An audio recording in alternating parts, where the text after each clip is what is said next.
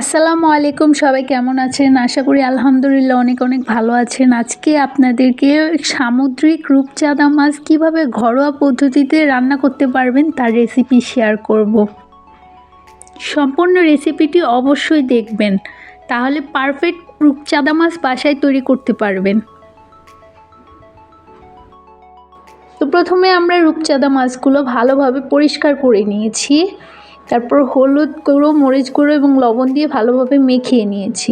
তো একটা fry pan গরম হতে দিয়েছি, তাতে পরিমাণ মতো সরিষার তেল দিয়েছি। আপনারা চাইলে যে কোনো তেল ব্যবহার করতে পারেন, খাওয়ার উপযোগী তেল।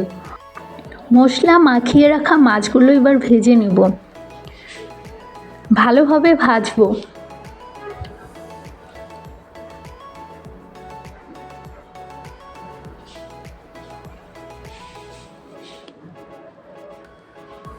রূপচাঁদা মাছটা একটু ভালোভাবে কড়াভাবে ভাজবো, হালকাভাবে ভাজবো না। এই মাছটা যত ভালো ফ্রাই হবে তত ভালো খেতে লাগবে।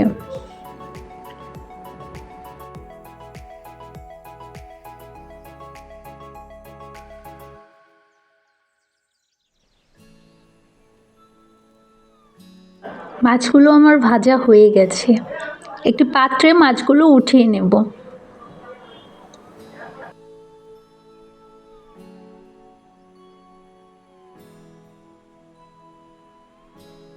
এবার কড়াইতে পরিমাণ মতো সরিষার তেল দিব।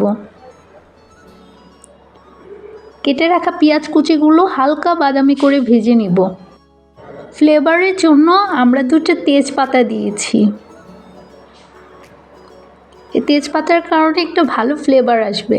সামান্য পানি দেব যাতে পেঁয়াজগুলো পুড়ে না যায়।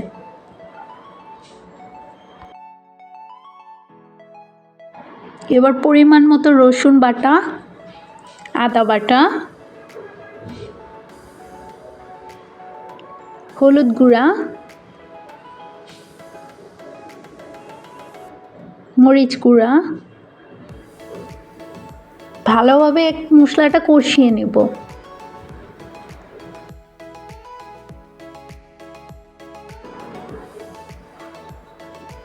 আমার মশলা থেকে তেলগুলো ছেড়ে দিয়েছে এবং মশলাটা আলাদা হয়ে গেছে। এখন কাঁচা টমেটো 1 কাপ, পাকা টমেটো 1 কাপ, মশলার সাথে টমেটোগুলো ভালোভাবে মিশিয়ে নেব।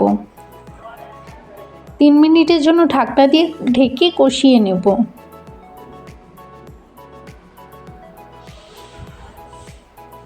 এখনও হালকা হালকা পানি আছে, পানিটা সম্পূর্ণ শুকিয়ে নেব।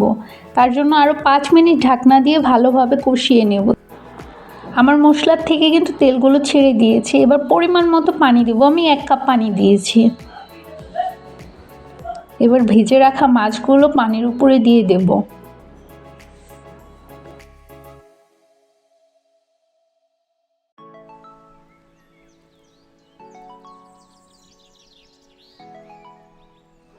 কেটে রাখা কাঁচামরিচগুলো দিয়ে দেব।